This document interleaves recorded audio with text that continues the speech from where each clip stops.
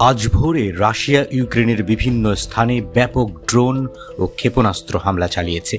Kyiv শহর ছিল এই আক্রমণের মূল লক্ষ্য। ইউক্রেন সরকার জানিয়েছে রাশিয়া ইস্কান্দার এম নামে পরিচিত 8টি শক্তিশালী ব্যালিস্টিক মিসাইল ছুঁড়েছে। এই মিসাইলগুলো খুব দ্রুতগতি সম্পন্ন এবং দিক পরিবর্তন করতে সক্ষম।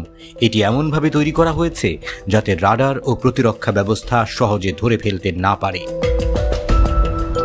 এই ইস্কান্দার এম মিসাইল ঘন্টায় প্রায় ৭,২০০ কিলোমিটার গতিতে চলতে পারে।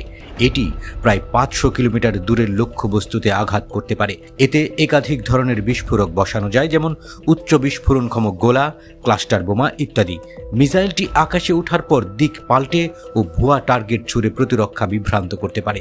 এতে করে প্রতিরক্ষা ব্যবস্থা ঠিক কোনটিকে আঘাত করবে তা বুঝে উঠতে পারে না। কিয়েভে আক্রমণের সময় যুক্তরাষ্ট্র থেকে আনা প্যাট্রিয়ট সিস্টেম বা নরওয়ের নাসামস কিভাবে কাজ করছে তা নিয়ে ইউক্রেন সরকার কিছু বলেনি। ধারণা করা হচ্ছে রাশিয়া এমনভাবে আক্রমণ করছে যাতে ইউক্রেনের প্রতিরক্ষা ব্যবস্থা একসঙ্গে সবকিছু ঠেকাতে না পারে। আগে ড্রোন দিয়ে বিভ্রান্ত করা হয়েছে, পরে ক্রুজ মিসাইল দিয়ে আরও আঘাত, আর শেষে ইস্কান্দার এম মিসাইল দিয়ে চূড়ান্ত আঘাত। এই ধরনের আক্রমণ ইউক্রেনের জন্য যেমন চ্যালেঞ্জ, তেমনি বিশ্বের অন্যান্য দেশও চিন্তিত।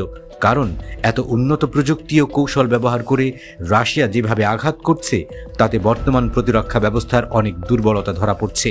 পশ্চিমা দেশগুলো ইউক্রেনকে অনেক সাহায্য করছে, কিন্তু এসব সাহায্য দিয়ে রাশিয়ার আধুনিক মিসাইল ঠেকানো কতটা সম্ভব তা নিয়েও প্রশ্ন উঠছে।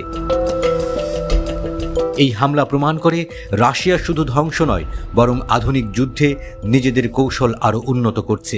এর ফলে ইউক্রেন এবং তার মিত্রদের এখন ভাবতে হবে এই নতুন ধরনের হুমকি মোকাবেলায় কিভাবে আরও কার্যকর ব্যবস্থা নেওয়া যায়।